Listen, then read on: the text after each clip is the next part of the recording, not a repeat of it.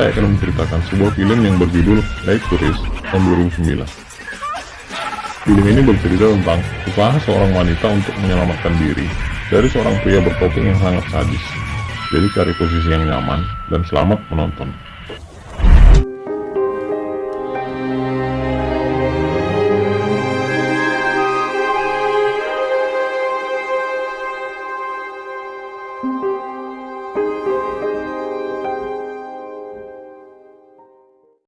Film berawal dari sebuah rumah duka, di mana seorang wanita amnesia bernama Putri berusaha keluar dari dalam sebuah peti.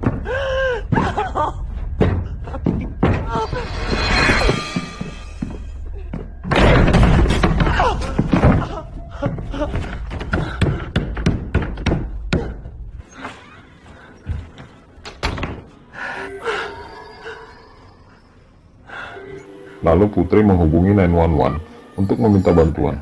Akan tetapi Putri tidak tahu di mana dia berada, sehingga 911 butuh waktu 30 detik untuk melacak tempat itu dan memintanya untuk tidak menutup telepon.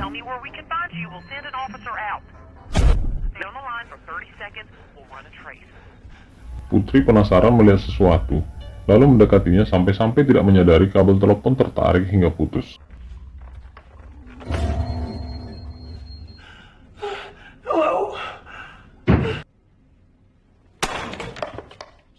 Dia pun panik ketika melihat seorang pria bertopeng berusaha masuk ke dalam ruangan itu. Tak lama kemudian, seorang bapak tua datang hendak mengeluarkannya dari ruangan itu. Namun dari belakang bapak tua itu, si pria bertopeng muncul dan membunuh bapak tua itu.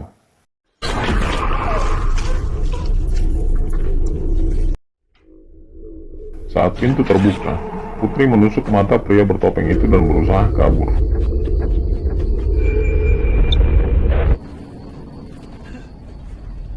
Di tengah perjalanan, Putri bertemu seorang pria bernama Tucker dan membawa Putri ke rumahnya. You from around these parts, are you? Where the dead people are. Over 100 miles from here.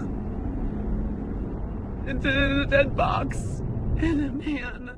Istri Tucker yang bernama Cindy marah karena Tucker membawa seorang wanita yang nama dan asalnya tidak tahu dari mana. Namun setelah Tucker menjelaskan, Cindy pun menerimanya. Thank you. Listen, ma'am, I heard you. Putri meminta untuk diantarkan ke rumah seorang polisi wanita, tapi Tucker berkata kalau bensin mobilnya tidak cukup. Lalu Putri menyarankan untuk menghubungi polisi agar menjemputnya. Tapi Cindy berkata kalau telepon mereka sudah diputus, namun kakaknya akan segera datang, jadi mereka bisa menggunakan mobil kakaknya untuk mengantar Putri. Cindy juga meyakinkan Putri kalau dia aman bersama mereka, lalu menyuruh Putri untuk mandi. Sementara si pria bertopeng sedang merawat matanya yang ditusuk Putri.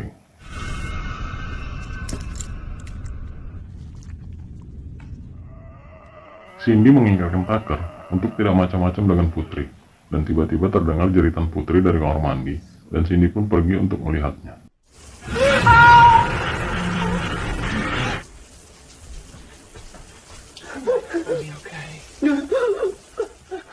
Saat hendak beristirahat, Tucker mendengar suara hentakan kaki Putri, lalu menemuinya dan melihat luka di kepala Putri. Tucker meminta Putri untuk berkata jujur, siapa dan kenapa ia melakukan hal itu, tapi Putri tidak ingat apa-apa. Tucker pun menyuruh Putri untuk istirahat dan bergegas pergi ke kamarnya.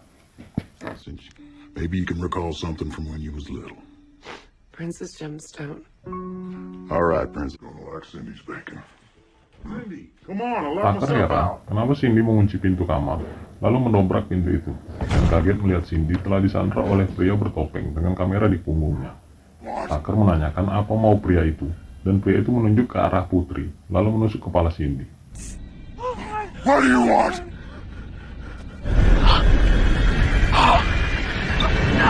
Tell me, you bastard! Tucker ingin melakukan perlawanan, namun Putri melarang dan mengajak Tucker untuk berlari dari tempat itu.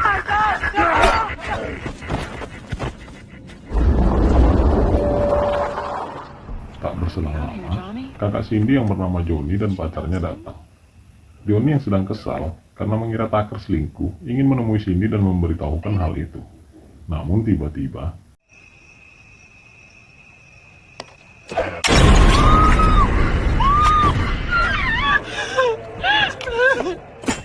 Pacar Johnny pun histeris ketakutan dan berusaha kabur, tapi si pria bertopeng mengiris perutnya hingga tewas.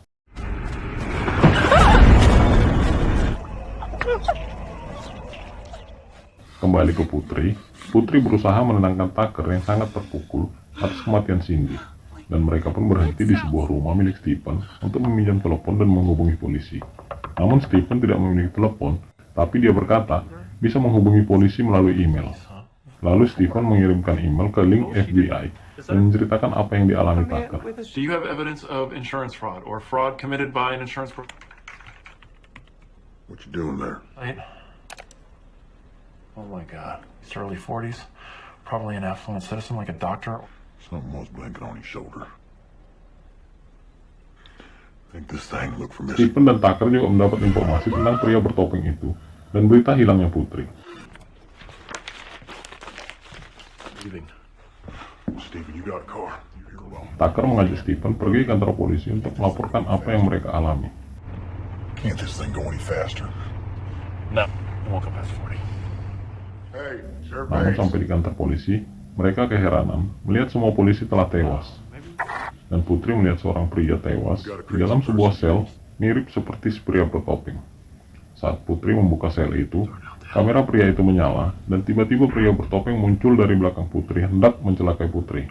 Tapi Tucker berhasil menghalangi pria bertopeng itu. Dan mereka pun berusaha kabur dari tempat itu.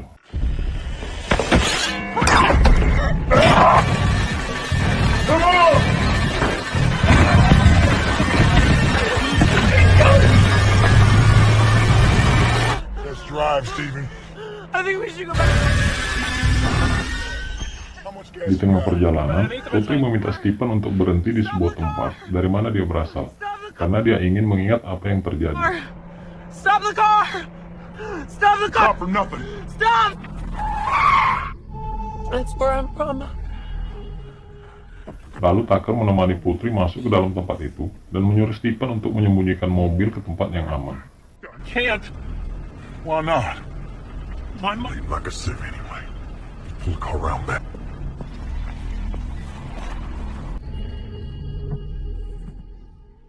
Tucker meyakinkan Putri tidak akan terjadi apa-apa, sementara Stephen merasa ketakutan saat mendengar suara dan melihat sosok dari dalam sebuah mobil di sebelahnya. Dan tiba-tiba,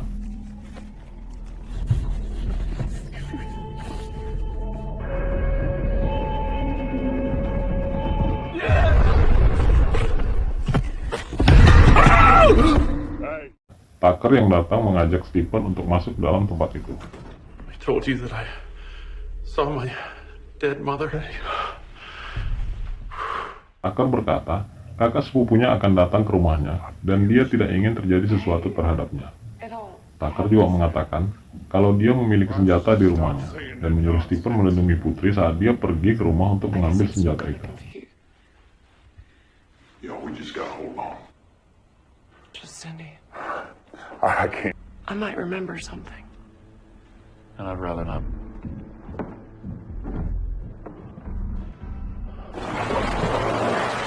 Sampai di rumah, Tucker kesal dan sangat terpukul dengan kejadian yang sedang dia alami. Sementara Putri melihat si pria bertopeng dan mengajak Stephen untuk mengintainya.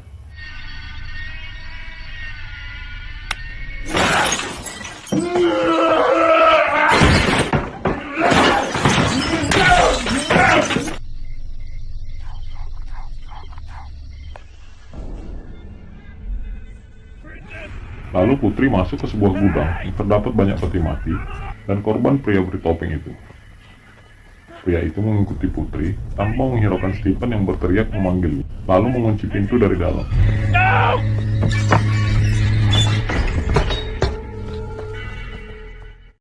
Putri bersembunyi menghindari pria bertopeng itu, sementara Stephen berusaha untuk menolong Putri. Dan tiba-tiba,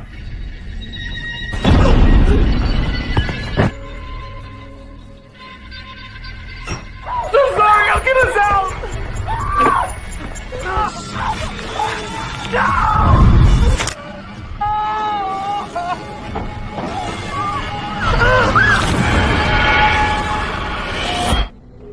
Princess! Tucker marah kepada Stephen karena Stephen tidak bisa menjaga Putri dengan baik. lalu mengajaknya untuk mencari You have to Putri. take something. I don't know. Dan si pria bertopeng sudah siap untuk melakukan aksinya, namun Tucker dan Stephen berhasil mengagalkan aksi si pria bertopeng itu terhadap Putri. Mereka pun pergi dari tempat itu dengan membawa mobil si pria bertopeng itu. Sementara si pria bertopeng merawat luka tembak yang dialaminya. Which one's she in? I don't know. I can't look. Oh, yeah, She's alive. She's alive.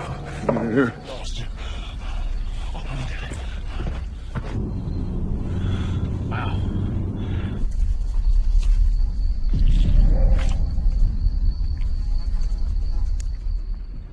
Mereka pun tiba di rumah Stephen dan menemukan sebuah ponsel milik pria bertopeng itu.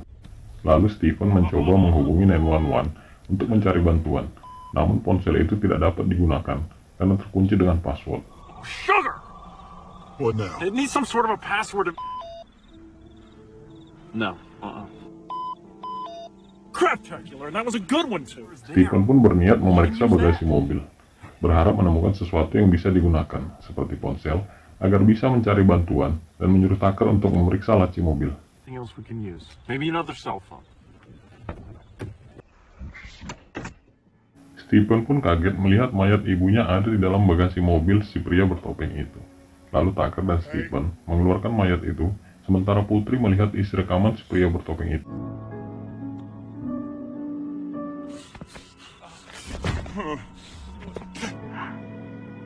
Are you from the police? House. You're supposed to keep that shit up there. I don't want you to get them all off my land. Dan tiba-tiba, handycam itu mati karena kehabisan baterai. Putri yang masih penasaran dengan isi rekaman itu, berniat membeli baterai dan menanyakan di mana ada toko, membuat Tucker dan Stephen kesal. How long is it gonna take to get to the market? Please. Tucker juga melarang Putri pergi dan menyarankan untuk beristirahat di rumah Stephen sampai pagi, karena kakek sepupu Tucker akan datang pagi hari. Hold out here until dawn. Then we're gonna drive to my house. We're gonna meet my brother-in-law. Akan tetapi, di saat Tucker dan Stephen membawa mayat ibu Stephen ke dalam rumah, Putri pergi tanpa berkata apa-apa.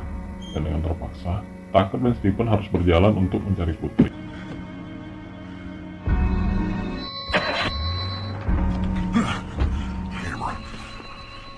I don't think that'd be a good idea. Sementara di tempat lain, si pria bertopeng tengah bersiap-siap untuk mencari mereka dan memicu mobil yang digunakan Putri dari jarak jauh.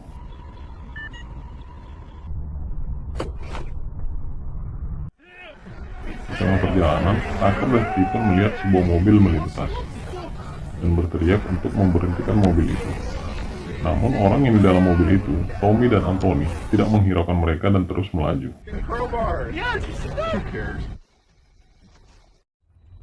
Kembali ke Putri, Putri yang sudah tiba di sebuah toko tidak bisa keluar dari mobil karena mobil terkunci dan memberi isyarat minta pertolongan ke penjaga toko, tapi penjaga toko itu tidak mendengarnya.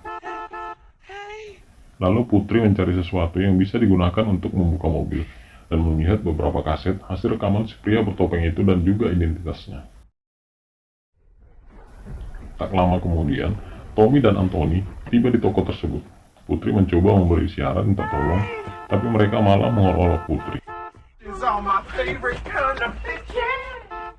Tiba-tiba si pria bertopeng muncul di hadapan Putri, masuk ke dalam mobil dan ingin menyiksa Putri. Putri berusaha minta tolong dengan membunyikan klakson mobil, namun pria-pria di dalam toko itu malah mengejeknya sebagai bahan guyonan. This town, I don't even know where we are anymore, to be honest. Si pria bertopeng memaksa Putri masuk ke dalam toko untuk membeli kaset karena dia kehabisan kaset dan mengancam Putri untuk tidak berkata apa-apa kepada siapapun yang ada di dalam toko. Okay, I'll do it. People are dead tonight because it's shooting you. Don't. Tak lama kemudian, si pria bertopeng mengirimkan pesan ancaman ke ponsel yang dibawa Putri karena terlalu lama menunggu. Dan kasir toko yang ikut membaca pesan itu berusaha mendolong Putri, namun dia tewas tertembak si pria bertopeng itu. Shit! It's your Sprite, sorry. Did you get him? He's not. Putri, Tommy, dan Anthony pun panik ketakutan. Lalu Anthony berusaha mengunci semua pintu, tapi pria bertopeng terlebih dahulu masuk, dan Anthony pun tewas di tangan pria bertopeng itu. Tak berselang lama, Tucker dan Stephen pun tiba, dan Putri minta maaf karena pergi membawa mobil tanpa pamit. Anthony? Trust him. Let him in. Are you sure? Yes! I'm so sorry. I'm so sorry. I'm sorry about the car. It's alright, it's okay. Melihat koper pria bertopeng itu, Stephen mengambilnya dan mengganti lem perekat topengnya menjadi cairan kimia yang berbahaya. Sementara Putri keheranan melihat sebuah tongkat baseball. This is cyanacrylate. And he dropped this fell on my leg and it burned and smoked like nobody's business.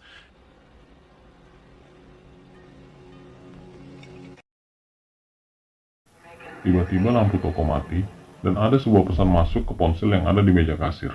Lalu Stephen melihat pesan itu, dan si pria bertopeng muncul di bawah meja menghabisi Stephen. No! Don't hit the ammo!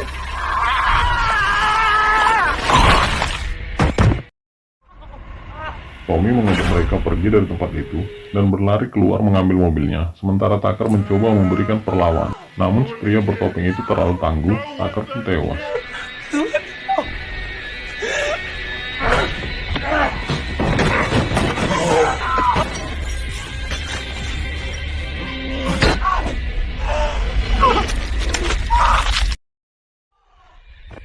Tommy yang berada di luar mencoba menolong Putri yang sedang berusaha menghindari si pria bertopeng dengan masuk ke sebuah mesin penjara. Lalu si pria bertopeng itu menunjukkan rekaman yang berisi siapa Putri sebenarnya dan kejadian yang dialami. Your name! Hey, guys, come on!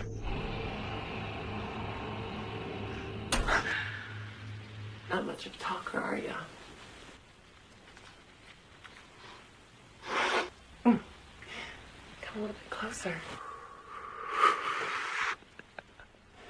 I don't mind.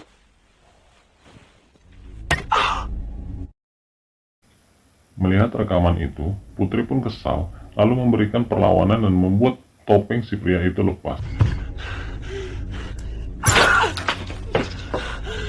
Hey!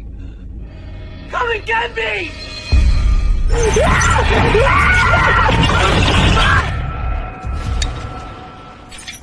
Pria itu pun mengambil lem perekat topengnya yang sudah diganti Stephen dengan larutan lain sehingga wajahnya meleleh. Lalu Putri mengambil tongkat baseball dan memukul kepala si pria itu hingga hancur.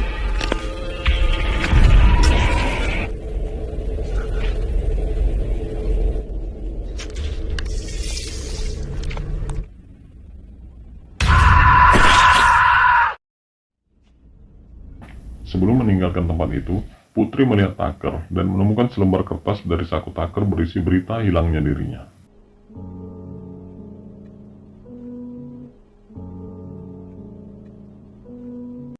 Putri sangat terpukul dengan kejadian yang dialaminya, lalu pergi bersama Tommy dan meninggalkan pesan yang ditulis di balik kertas beritanya. Come. I've waited. Where we going?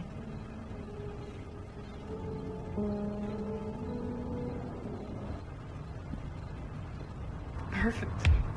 Bye, sucker. Polisi pun datang ke tempat itu dan membaca pesan yang ditulis Putri. Dan film pun selesai.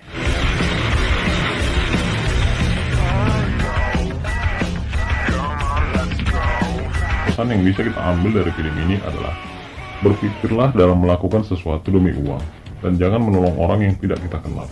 Tetaplah berhati-hati, dan sampai jumpa di film berikutnya. Jangan lupa like, komen, subscribe, dan share jika kalian suka dengan film ini. Saya pamit dan bye.